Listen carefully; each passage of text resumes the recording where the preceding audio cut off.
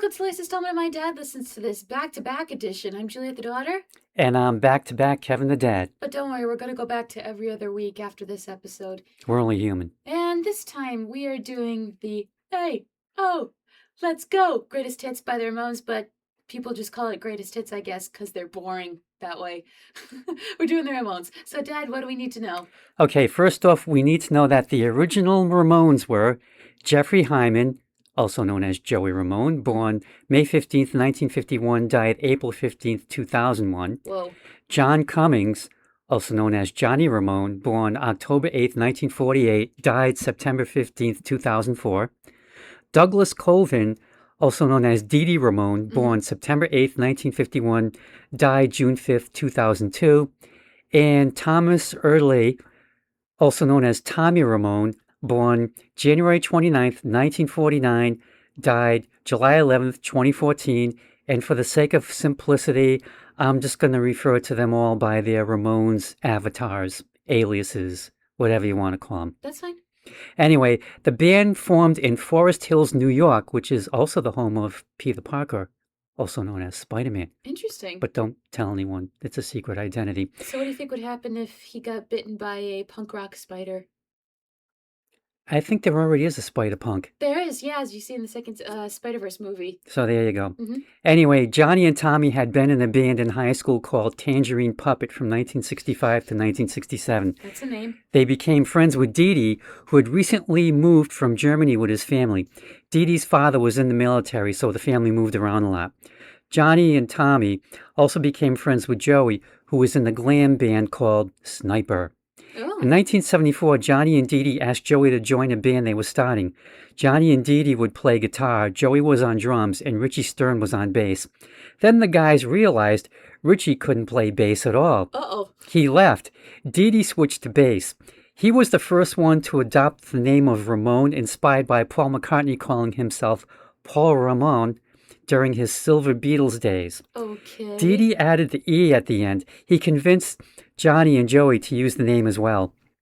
They got some rehearsal time at Manhattan's Performance Studios. Then, troublage. Of course. Right out of the gate. Even before they even got to the gate. Damn. Dee Dee realized he couldn't sing and play the bass at the same time. Oh, that's kind of hard. But he could count to 4. Okay. So that's him counting the 4 on almost every single song on this best of. Tommy, who was set to become the band's manager, encouraged Joey to take up lead vocals. Then Joey realized he couldn't play drums and sing at the same time. That is hard. That is hard to do. Yep. So while auditioning for a replacement drummer, Tommy would show them how the parts should be played. But Tommy played the drums better than anyone else, so he became the drummer. The Ramones played their first concert at Performance Studios on March 30th, 1974. Their songs were fast and short, most clocking in under 2 minutes. Yep. They eventually became regulars at CBGB. It was there Sire Records A&R man Craig Leon saw them and brought them to the attention of Linda Stein, whose husband Seymour signed the band to Sire in 1975. Seymour Stein, a very alliterative name. It was his label. Anyway, Linda would go on to co-manage the Ramones with Danny Fields. The Ramones recorded their self-debut album in January of 1976. It took 7 days and cost $6,400. Craig Leon produced. The album contained 14 songs with a total running time of... 30 minutes? Very good. 29 minutes and 4 seconds. I figured doing the math. The album was released on April 23rd, 1976. It got rave reviews and was considered the album that launched the punk rock era. I think the Ramones look had something to do with punk getting its name. You had 4 guys dressed in t-shirts, jeans, and leather jackets, looking like punks. Also, the band never smiled in their photographs. Oh. They did once, and then Johnny decided, no, we're never going to smile in our photographs again. He was kind of like the de facto band leader, probably through sheer force of will. But anyway, that's my theory about how they got the punk rock name, and I'm sticking to it. But no one really bought the album, though. It only went all the way up to 111 on Billboard's 200 albums charts. Could be worse. But Ramones finally went gold, which means selling 500,000 copies, on April 30th, 2014.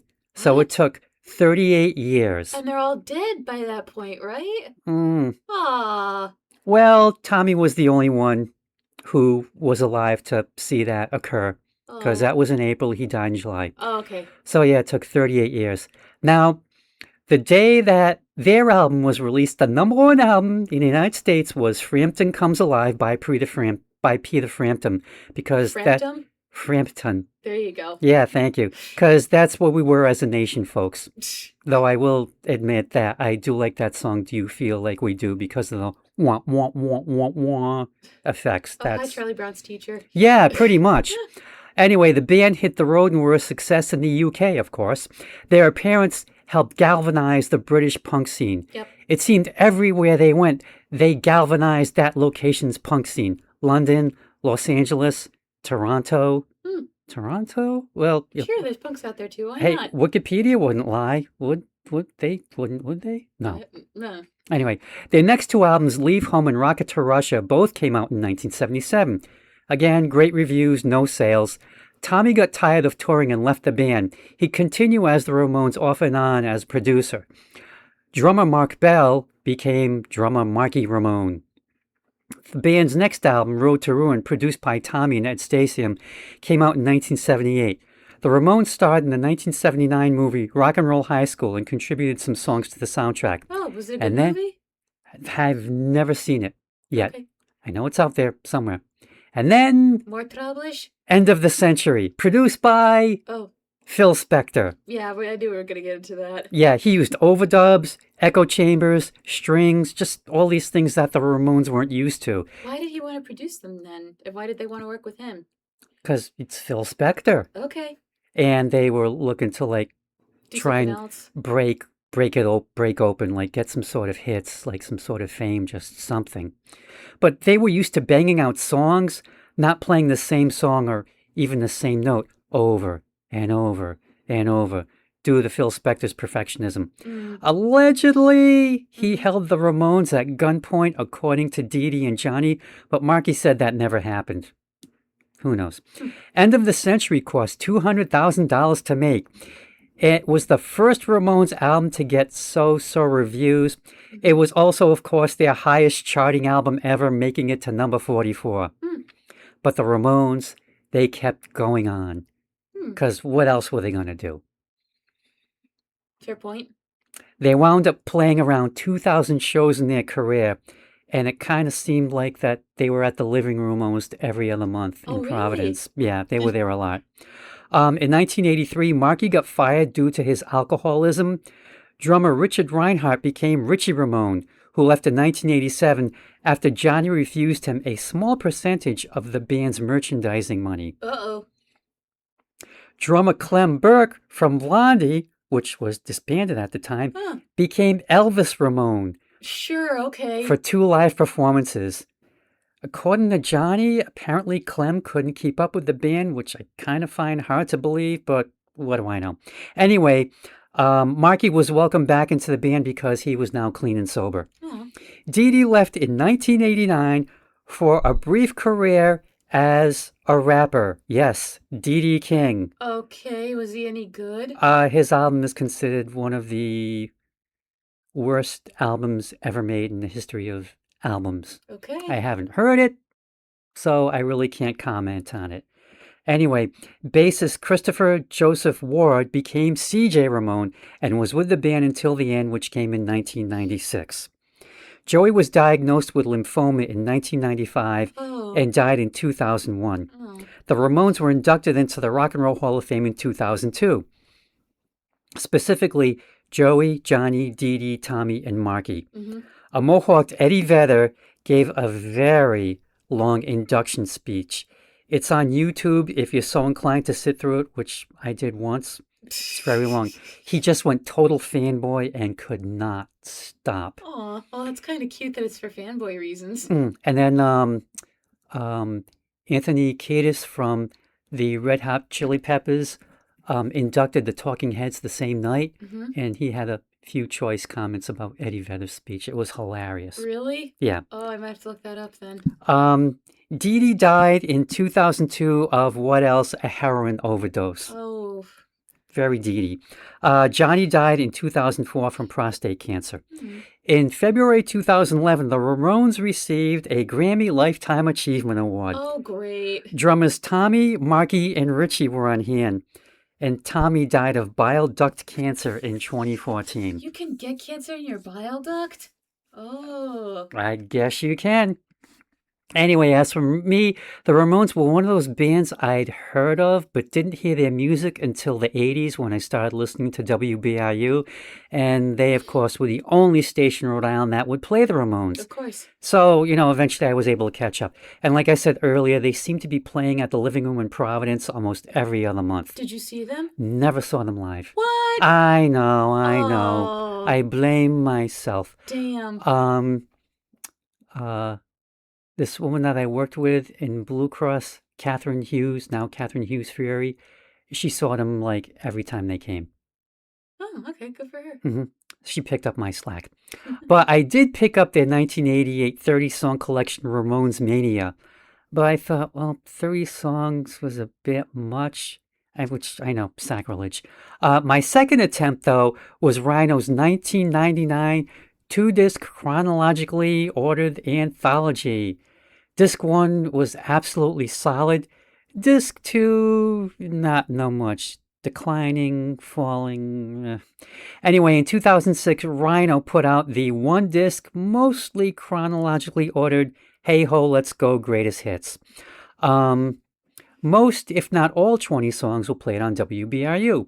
The cover is the band's logo, a takeoff on the presidential seal. It was designed by Arturo Vega. He had the eagle holding a baseball bat in one club because Johnny was a huge baseball fan. You've seen it on T-shirts and other merchandise, which that was the band's prime source of income. Mm-hmm. And there have been parodies. I know Emmett Otter's Jug Band has a... the punk band. That was based on the Ramones? Yep. That makes so much sense. They're the funniest part of that whole special, and they perform their music. I was laughing my ass off. Mm-hmm. And let's dive right into it. First track, Blitzkrieg Bop. Hey, it's the Hey Ho, Let's Go song. That was my first note. Blitzkrieg is German for lightning war, focusing on speed, surprise, and concentrated force. This was often used with tanks, infantry, and the Air Force to strike fast.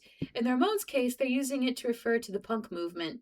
In this case, the Blitzkrieg Bop is referring to punk, and the kids are losing their minds.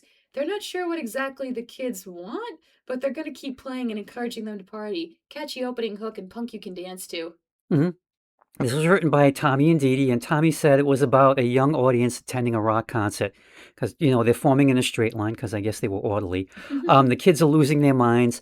Tommy wrote most of it, but Dee Dee came up with the title. It was originally going to be called Animal Hop, and he also changed the line shouting in the back now to shoot him in the back now. The lyrics are just one verse repeated 3 times, and the chorus, I guess it's a chorus. The one that starts, hey ho, let's go, shoot him in the back now. Mm-hmm. What they want. Anyway, that shows up twice. Johnny plays rhythm, which he always played as he wasn't crazy about lead guitar. If there were any leads in songs, Tommy was the one who would play them. And the thing is, like, you listen to this song and you think, Tommy's drum work sounds so simple, anyone can do it. But try playing it. Trust me, it is a full-on workout. It's all 8th notes on the hi-hat. Ooh. But man, his playing is just so rock steady. The sound is kind of like a punk version of the Wall of Sound, but they get the real thing in a few years. Which we'll get to. Yeah. As for Hey Ho, Let's Go, it was the band's rallying cry, and it also turned into a sporting event chant. Yes, it did. Yes, yep. I've heard it at a lot of baseball games before when I used to go see the Paw Sox. Mm-hmm. Next track, Beat on the Brat. Got a brat on your back? Simple. Beat them on the head with a baseball bat, which apparently Joey used to carry around on stage. The chorus is clear, but the lead singer's performance has the clarity of Joe Strummer's voice, very 70s punk. And in Joey's defense, he might have needed a baseball bat depending on how rowdy the crowd got. Very percussive to emphasize the beat well, which I'm sure was intentional. This is also from Ramones. It was written by Joey, and per him, from growing up in Forest Hills, quote, There was a playground with women sitting around and a kid screaming, a spoiled, horrible kid just running around rampant with no discipline whatsoever. The kind of kid you just want to kill. Beat on the brat with a baseball bat just came out. I just wanted to kill him. And then in the song he asks, what can you do with a brat like that always on your back? It's a little slower compared to Blitzkrieg Bop, but just a tad. And the thing about Joey singing, it's very New York. He definitely has that. Sure. He definitely has that accent. Next track, Judy is a punk, which is interesting because Jackie is a punk and Judy is a runt. First, they joined the Ice Capades in Berlin. Then they joined the SLA, the group that kidnapped Patty Hearst. They don't know why. Perhaps they'll die, which is a reference to the little old lady who swallowed a fly. Been forever since I heard that. Genius Lyrics says the song is about privileged teens looking for a way to rebel out of their gilded cage, and I'm inclined to agree with them on this song. However, I'd like to make one additional note. The girls wouldn't have been immune from danger in Germany as it was still in two pieces, so maybe this is also the Ramones snickering at these pretty girls trying to look pretty on ice while Cold War rages. Food for thought. Did I send you Henry VIII I Am? Yes, you did. Did you listen to it? I did. What did you think? It was weird. Okay. It's humorous, I guess. Okay. There's a reason I sent you that. Yeah, I know. You explained it in your email. Okay. So I'll explain it to our listeners. Okay, this is also from Ramones, written by Joey. And yeah, it's odd that Judy in the title is a punk, whereas in the lyrics, Jackie's the punk and Judy is a runt. Yeah. And my friend Judy, she's definitely not a punk. Hi, Judy, who's probably not listening to this. Anyway, yeah, they go down to Berlin to join the Ice Capades, which got me doing some searching because I'm thinking, I didn't know if that was a worldwide thing or a United States thing. Or did they go on tour to other countries? Well, I did some research, and apparently there were different editions of the Ice Capades in the United States. I couldn't find anything about being in the rest of the world. It's possible, so I thought, I wonder if it was Berlin, Pennsylvania, but no, it wasn't. Okay. Anyway, as Joey sings, "Oh, I don't know why, perhaps they'll die." Yes, shout out to the Little fly swallowing lady in Burl Ives. The first verse is repeated. We know this because Joey sings second verse, same as the first, which is absolutely a nod to Henry VIII I Am by Herman's Hermits. Which, as an aside here, that video that I sent you on Ed Sullivan? On Ed Sullivan, that was live, and I was surprised at how kind of punk they sounded. I thought, maybe this is where the Ramones got some influence. I mean, it sounds crazy, but go on YouTube, Herman's Hermits, Ed Sullivan, Henry VIII I Am. It's a very goofy song. Be surprised. Oh, yeah, it definitely is. Yeah. And the thing is, this was 1965. But the third verse, Joey lets us know, different from the first. Jackie and Judy went to San Francisco and joined the SLA, and pretty sure that's where they may have died. Oh. Next track, I Want to Be Your Boyfriend. We've got I Want to Be Your Man, I Want to Be Your Dog, I Want to Be Your Slave, and now I Want to Be Your Boyfriend. Pick one. I have heard this song before, and I thought it was the Kinks, because they sound like the Davies Brothers when they sing in this one. Well, I mean, they've definitely slowed down to almost like a Kinks-like. Yeah, I can definitely hear that. I was thinking, good observation. This is like if a punk band wanted to do their own early Beatles-esque love song, especially with the backup vocals, an unexpected moment of sweetness, but I enjoyed it very much. Yep, this is also from Ramones, written by Tommy, and the guys show their sensitive side. I was going to say romantic side, but yes, there's sensitive punks as well. And, of course, being the Ramones, they keep it very simple, and again, great observation about the Kinks there. Thank you. Next track, Sheena is a punk rocker. First note, we start on 2, not 4. I feel like this song is an ode to any kid who went against the grain of what the popular kids in school were doing. While everyone else in my elementary school was listening to the top 40 and boy bands, I was listening to Sinatra when I was 10 years old and happy as a clam. Did I get bullied? Yeah. Do I regret it? Nope. Because years later, when they started listening to that music, guess who they came crawling back to? What? Yeah. Okay, details. Well, it was just basically like, in the elementary school, I was listening to what they called old people music, and they thought that The Who playing the Super Bowl was really dumb. And then in middle school, I found this one kid, Ethan, who did listen to all the people that I knew about. And then in high school, people started listening to the song, and I started getting made fun of for the music I listened to less and less.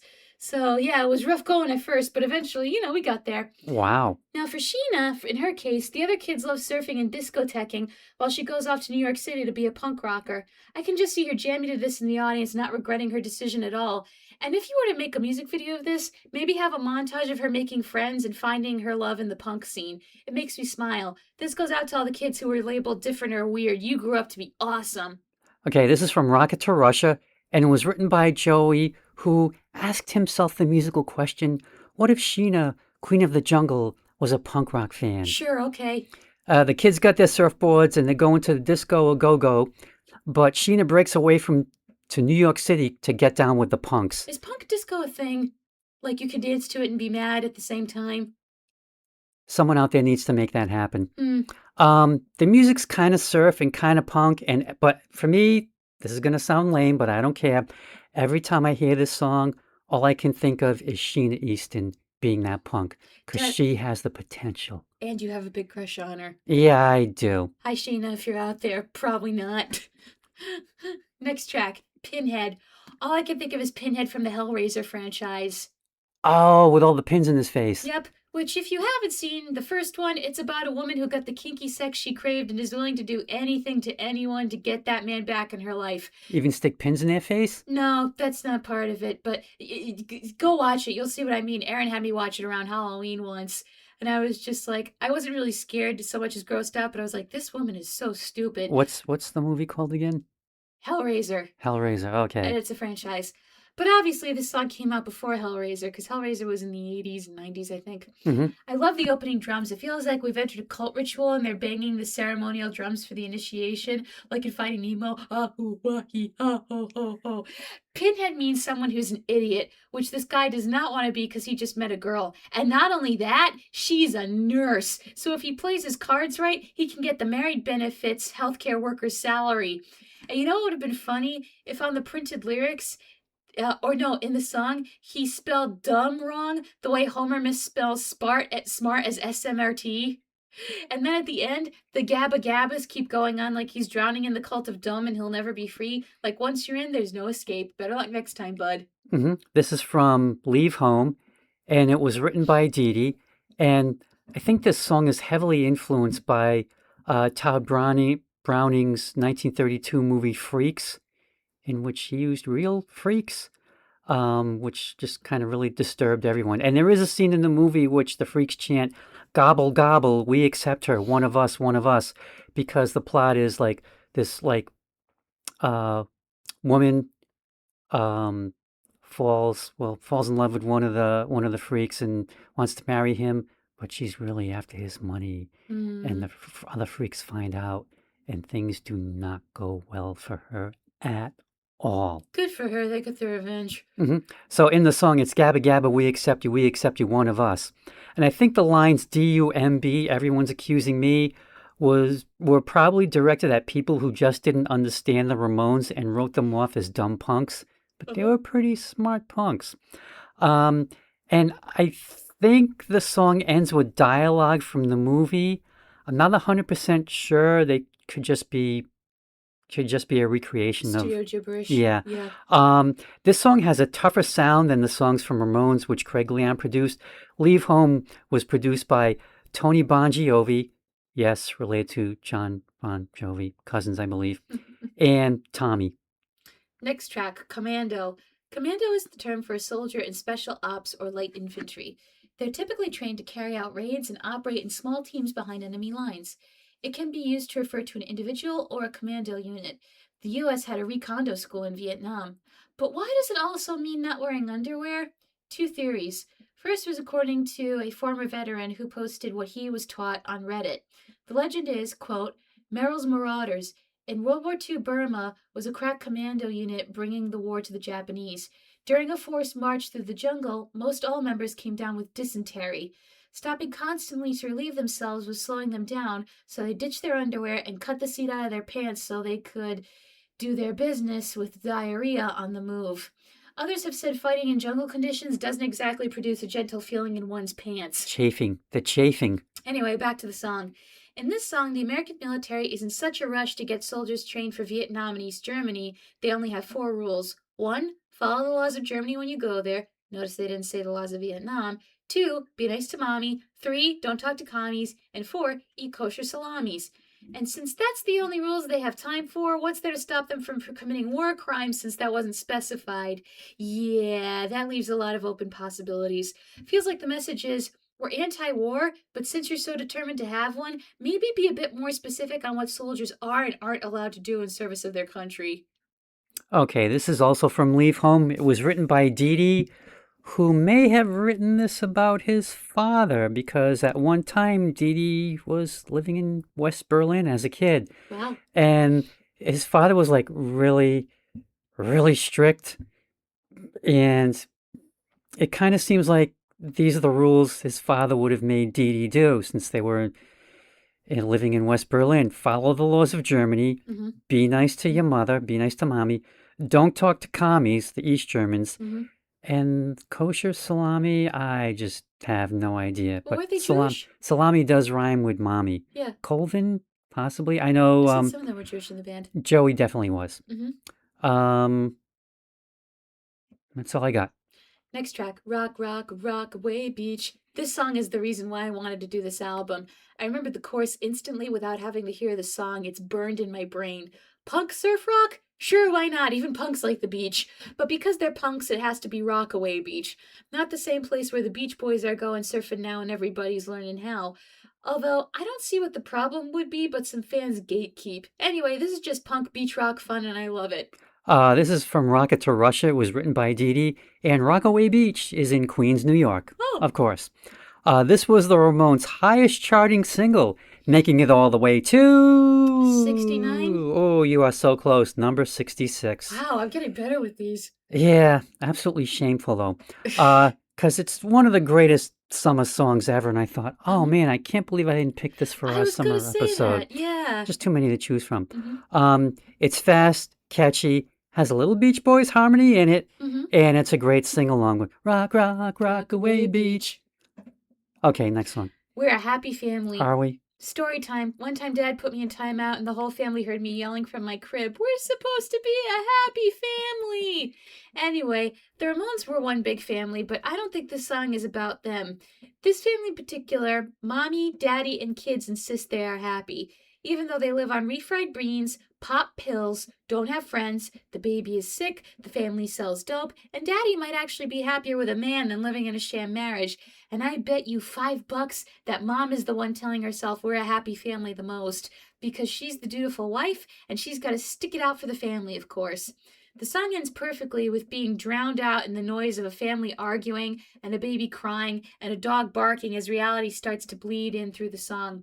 I feel sad for them because it feels like they're keeping up appearances, but for whose sake? They say in the song they don't have any friends or anyone to send Christmas cards to.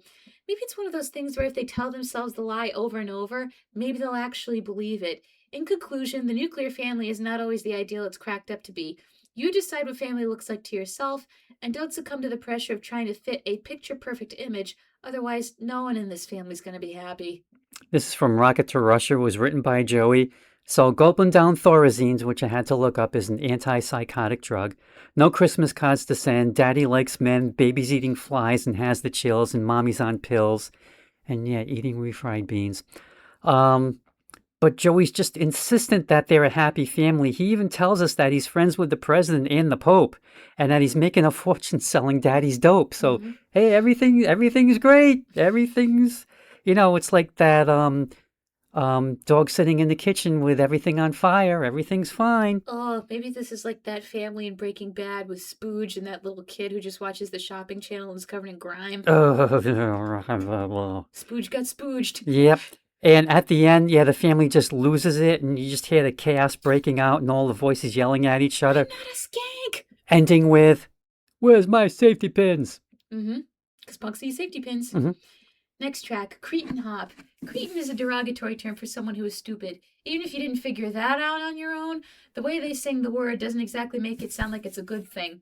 It's linked to cretinism, a thyroid deficiency that leads to stunted growth and mental difficulties. I just knew it from Monsters Inc., where Randall calls Mike Wazowski a cretin, and Wazowski corrects him on the pronunciation. I guess the message of this song is, it doesn't matter if you're dumb or smart, everyone just wants to dance? maybe? Or they just wanted to write a song and thought cretin was a funny word? You take your pick. Yeah, it could be. This is from Rocket to Russia. It was written by Tommy, Dee Dee, and Johnny. Because, Cretin's got to dance, going for a whirl with a Cretin girl, and they won't stop doing the Cretin hop.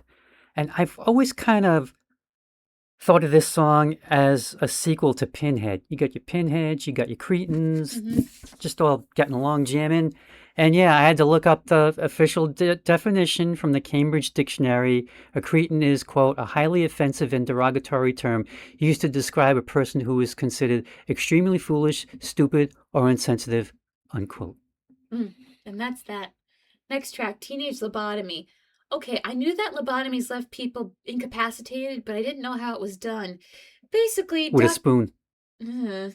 Basically, doctors royally screw up your prefrontal cortex, because you can't have any mental disorders if your brain just doesn't work, period, right? Go Google what the Kennedys did and get ready to be appalled. Oh, yes. Yeah. But this guy's prefrontal cortex got damaged due to DDT, super dangerous bug spray. And I guess this makes him hot to girls because it's cute that he's dumb or something. Just feels like they wanted to write a stupid song about being stupid. Like this is their dare to be stupid. Okay.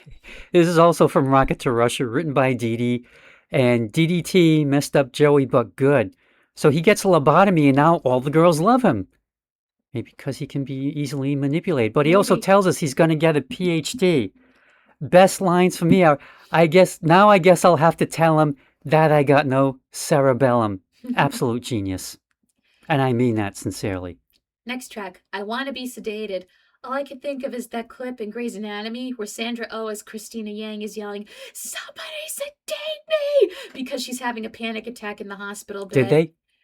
What? Sedate her? I haven't seen the episode, so I don't know. Oh. But they did have to move her mother out of the hospital room because her mother's like, "I'm her mother, I know it's best." And Ellen Pompeo's character goes, "We don't do well with mothers here. Why don't you wait in the hall for a couple of minutes?"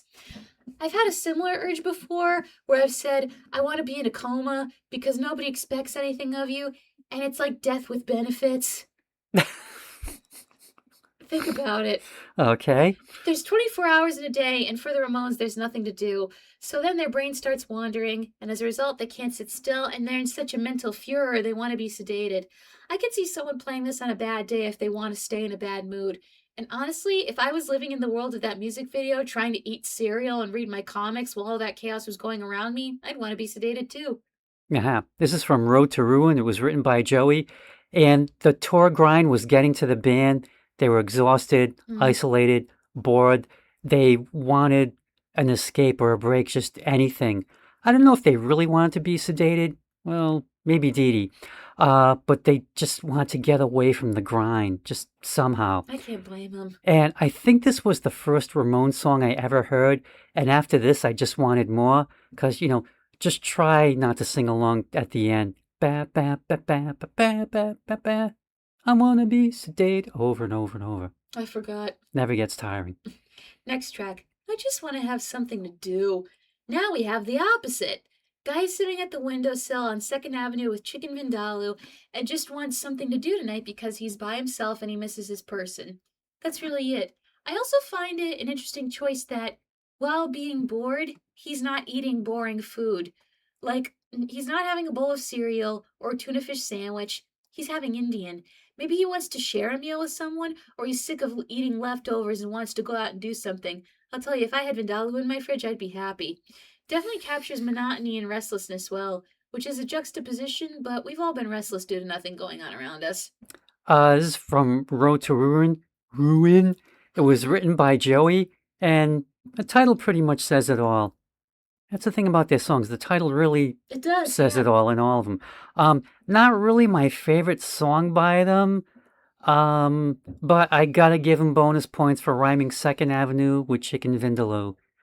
I think maybe that's why he's having chicken vindaloo on 2nd Avenue. Just because it rhymes. Yeah. Next track, Rock and Roll High School. Rock, rock, rock, rock, rock. Sorry. Was it intentional that Rock, Rock, Rock, Rock and Roll High School sounded similar to Rock, Rock, Rockaway Beach?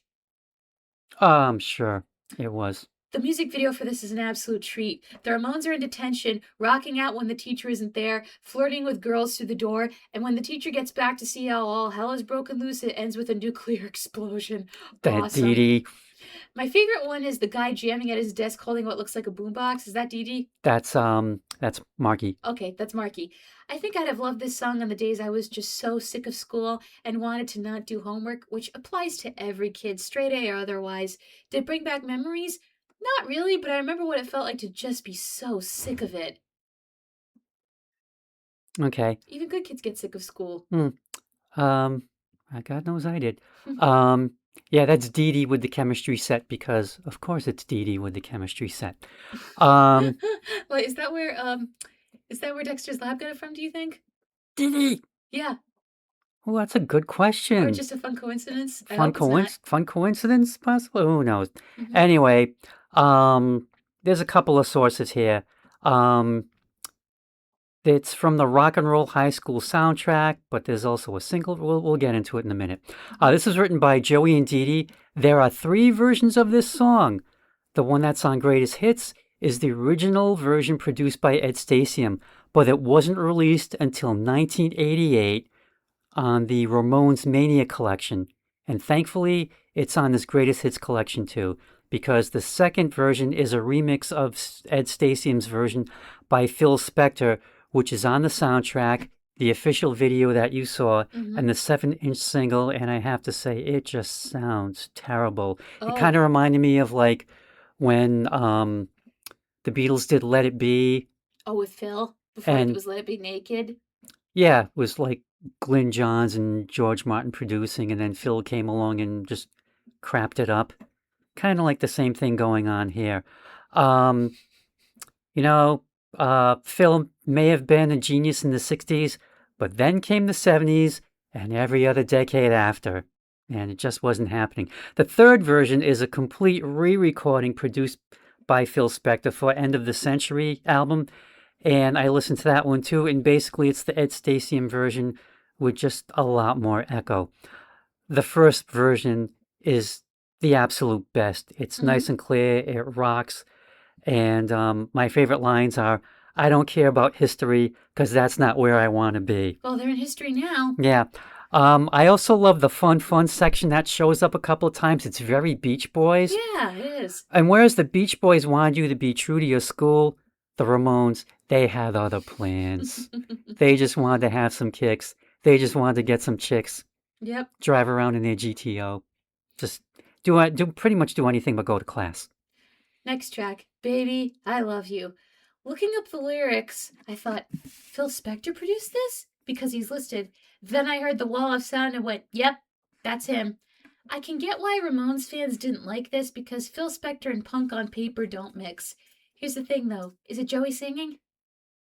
Yes, it is. Joey sells the shit out of this song as he sings it. He's a great ballad singer. If you told me this was the Ramones, I'd be highly surprised. But then they did a boyfriend song, so maybe we shouldn't have been surprised? Maybe? Just maybe? Yeah. So I say, dude, you sing whatever the hell you want to sing, and as long as you're having fun and it's good, I'll listen to it and enjoy it. Great cover. Okay. This is from End of the Century, written by Jeff Barry, Ellie Greenwich, and what do you know, Phil Spector. First recorded by the Ronettes in November of 1963, it only made it to number 24 on Billboard's Hot 100 singles The chart. Ronettes version? Yeah, which I thought, Why? I always thought it was a number 1 song, but what do I know? I mean, November of 1963, I think I was only like 10 months old. Oh, the Beatles were doing their thing. That might have been why. Well, they were starting, and then, after JFK got shot, then the Beatles came to America, and then the world fell. Yep. So here's the thing. Phil Spector kept Ronnie Bennett in California, while the other 2 Ronettes, Estelle Bennett and Nedra Talley, were on Dick Clark's Caravan of Stars tour with Ronnie's cousin Elaine taking Ronnie's place. Background vocals for Baby I Love You were provided by Sonny Bono, Cher, and the Blossoms, who were Darlene Love, Fanita James, and Gracia Nietzsche. And music was by the Wrecking Crew. And it's just like one of the greatest songs ever. It's just absolutely perfect. So my question is, Why Mess with Perfection? And yeah, there are a lot of cover versions out there. Andy Kim's 1969 version went to number 9. I mean, that was higher than the original. And I spared you from having to listen to it, so you're welcome. Okay, thank you. Yep. Now, the thing is, Phil Spector insisted that the Ramones cover it because this may have when he held them hostage at gunpoint to make his case. Oh, yeah, I forgot he did that. Now, the thing is, it's Joey on vocals Mhm. and studio musicians. Oh, so it's just really Joey and not the Ramones. Yeah, and so obviously it sounds nothing like the Ramones at all. And the thing is, Joey hated it. Really? Yep, absolutely hated it. And hey, Joey, I do too. Aw. Johnny really hated it because he thought it was too pop. And, you know, to him, that's not what the Ramones were about. Damn it, we're a rock and roll band, Yeah. and what the hell? Next track. Do you remember Rock and Roll Radio? I kind of do, yeah. Okay, the music in this song, you know what all I could think of was, because it sounds a lot like it in that opening? Do you remember Sesame Street's making an appearance at the library? Yes, rock and roll readers. Yes. Can you hear it? I can kind of hear it. This is a note to all the radio programs and TV shows that promoted the classic rock singers. And now that those programs are gone, the Ramones are like, well, it's over. Bye-bye 70s. Bye-bye century. I think for you, Dad, this would be Do You Remember Casey Kasem? And for Rhode Island, it would be Do You Remember WBRU?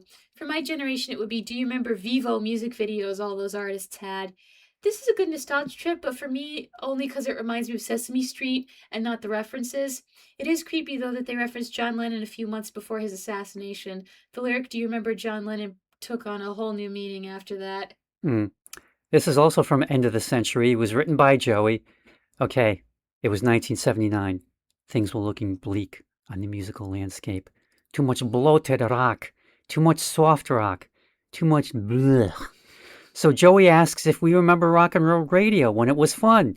You remember fun? Probably not. Oh. They name check DJs Alan Freed and Murray the K, and they list their influences: Jerry Lee Lewis, John Lennon, T-Rex, and the Barbarians, because they talk about old Multi. Multi was their drummer. Mhm. And it's not just, hey, let's just play the old stuff, but it was more like, let's try to recapture that spirit from the early days and bring it into the present, which is what the Ramones did. They kept it simple, fast, and short. And were we, as a nation, grateful? No. No, we were not. We just were not. California DJ Sean Donahue comes on at the beginning and the end of the song. And I gotta say, Phil Spector, he done a good job on this one. And yeah, there's all those saxes and loud organ, which is definitely not Ramones, but it all works, and it is a true wall of sound production. Next track, The KKK Took My Baby Away. I didn't even type the full song title into Google just in case the FBI knocked on my door from the first 2 words. And also, no one wants the KKK to be in their search history, unless you're in the KKK, in which case stop listening to our show right now. Now, this isn't a case of them taking the baby away like those Australian dingoes. At first I thought this meant, okay, the hate group co-opted her into the movement, but then I had the horrifying thought, oh shit, what if this is an interracial relationship? Which is horrifying, but boy does that last section toward the end rock, especially with the drums. Okay, this is from the album Pleasant Dreams. That's not a pleasant dream. And it was written by Joey. And yeah, Joey's baby was going to LA, but she never got there. So he's ringing the president and the FBI to find out where she is and if she's still alive. Now, there are 2 theories as to what this song's about. Okay. The second theory, I've always heard. The first theory, I never knew. So we'll do the first theory first. Joey had a relationship with Wilna, could not find her last name. Just said that she was a black woman, and they had this relationship in the early 70s.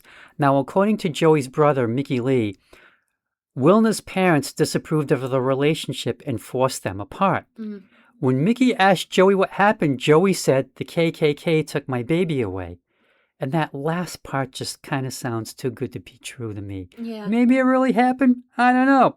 The second theory is that in the early 80s, Linda Danielle, who once dated Joey, started dating Johnny, and they eventually married in 1984, and they remained married till Johnny's death in 2004. Now, the thing was, Joey accused Johnny of stealing her away from him, and they never talked to each other again. So he put the KKK in place of the guy's name? Is that what the theory is? Well, the other thing was Johnny also made fun of Joey for being Jewish, which Oh, well, fuck you, man. which is kind of a KKK thing too. Yeah, it is. That's So true. yeah, so you figure this is the early 80s. This incident goes down. They stop talking to each other, but the band keeps going. It was strictly business. Even when Joey was dying, Johnny did not go visit him at the hospital. Oh, And jeez. after, of course, after Joey died, Johnny regretted it, and he said that he felt sick for a week, just kind of realizing, yeah, I probably should have gone. Well, if one of them was a raging anti-Semite, maybe not. Just Mm. throwing that out there. For me, the ooh-oohs really make this song because it's Mhm. just so unexpected. Next track, Outsider. Okay, this is one where the song can really be summed up in the title, because that's what the main verses are. I'm an outsider, outside of everything, and that's really it. He's had his fun, but people keep kicking him around. I think this song is for when you're feeling really down in the muck with your thoughts, feeling like an outcast, and you want to put a song on a loop where someone gets it. Well, these guys do. This is from Subterranean Jungle. It was written by Dee Dee. Their theme song? Sure, why not? Sure. Because, they were always outsiders, outside of everything. They were never going to be, in the top 40 or the top 10 or number one. But, they were still there. They hung in for as long as they possibly could. And when it was over, it was over. Next track, Pet Cemetery. Is this song on a lot of Halloween playlists? It's gotta be. Because it fits the spoopy vibe perfectly. Spoopy? Yeah, spooky, but cute. Spoopy. Yeah, What? it's a thing. It's a real word. Hold on, let me look up the definition in the Urban Dictionary, but I'll do that after I Yeah, please get do. my thoughts out. Okay, so a guy is in a haunted cemetery and states very clearly he doesn't want to be buried in a pet cemetery because he doesn't want to be brought back to life. Someone in the comments said they wish the Ramones were buried in a pet cemetery so they could all come back and still be making music.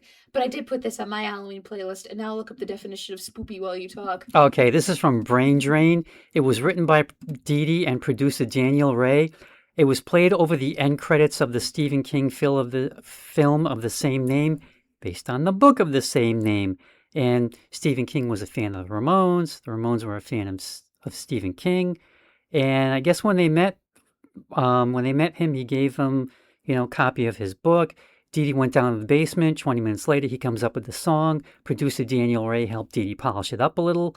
And basically, the plot was something about burying pets and people on an Indian burial ground. Uh-oh. And they come back a little altered. Mr. Plute, Homer Simpson here. You didn't tell me when I bought this house it was on an Indian burial ground.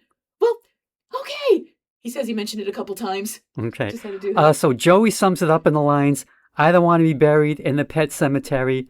I don't want to live my life again. Now, what does Stephen King think of the song? Do we know? I'm sure he must have loved it. Okay, now, spoopy. Spoopy is an internet slang term used to describe something that is spooky, scary, or Halloween themed, but in a comical, cute, or non-threatening way.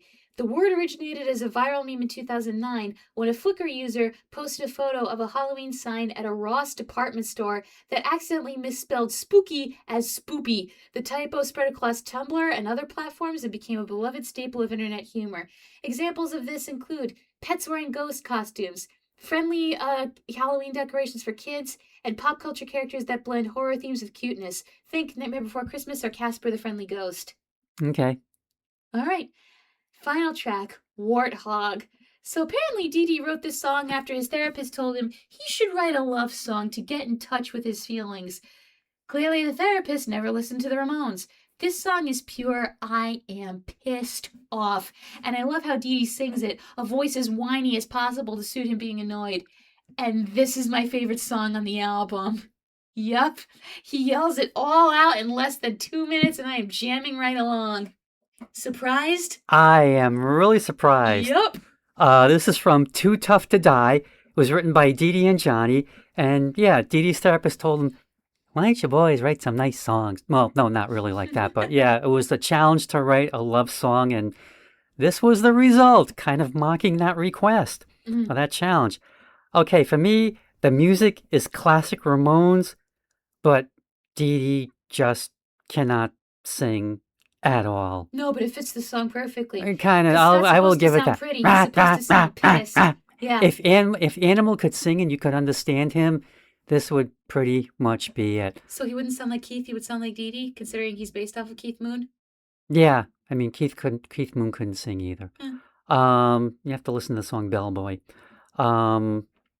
Anyway, Anything else with Warthog? yeah, I've always thought that they could have substituted a number of songs to take the place of Warthog. Nah, I love this. Bonzo Goes to Bitburg, Howling at the Moon, We Want the Airwaves. I'd even settle for Merry Christmas, I Don't Want to Fight Tonight. Yeah, I was surprised Howling at the Moon wasn't on here. But, oh man, just ugh.